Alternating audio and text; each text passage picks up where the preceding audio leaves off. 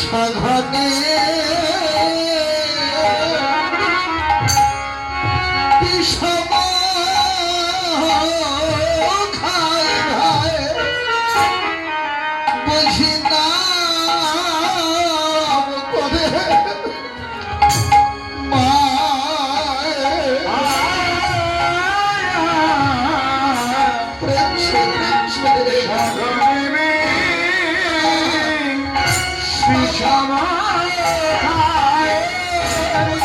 না করে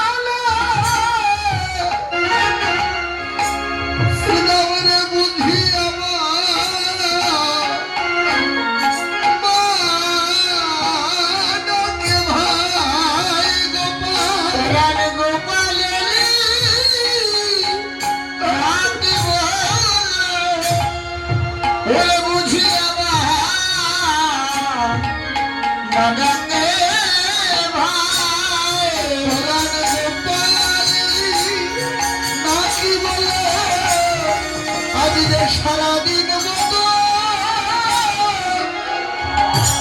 দেখে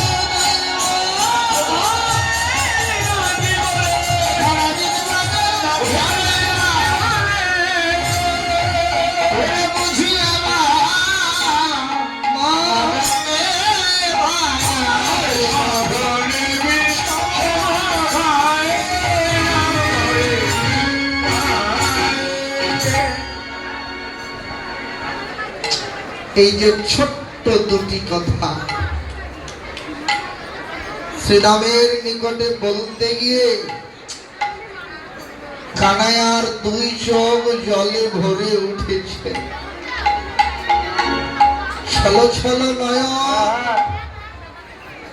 গদ গদ কণ্ঠে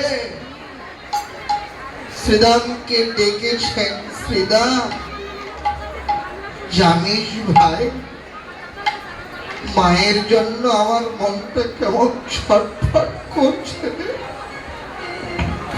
বলতে গিয়ে কেঁদে ফেলেছেন কানাইয়া। শ্রীরাম বলেন, ও কানাইয়া, কিরে এমন করে কাঁদছিস কেন ভাই? জানিস কানাইয়া, তোর কাঁদা বদন সইতে পারি না রে। কাঁদিস না ভাই, কাঁদবি কেন রে? মায়ের জন্য মনটা ছটফট করছে তোর। কিরে আমাদের দিকে তাকিয়ে দেখেছিস কানাইয়া? আমরাও তো তোর মতো মাকে ঘরে রেখেই বনে এসেছি ভাই। আমরা তো তোর মতো অমন করে কাঁদছি না, তুই কাঁদবি কেন রে? বলতে গিয়ে শ্রীরামও কেঁদে ফেলেছে। একটা ছোট্ট শিশু আর একটা শিশুর কান্নায় সান্ত্বনা দিচ্ছেন, তার ভাষা কেমন হতে পারে? কেঁদে বলেন, ও কানাইয়া, তুই রয়েছিস বনে, মা রয়েছে ঘরে, মাঝে তোকে ডেকেছে, তুই এটি বুঝলি কি করে রে কানাইয়া? কানাইয়ার উত্তর দেওয়ার পূর্বেই অদূরে দাঁড়িয়েছিলেন ভজন দ্রষ্টা বৈষ্ণব কবি।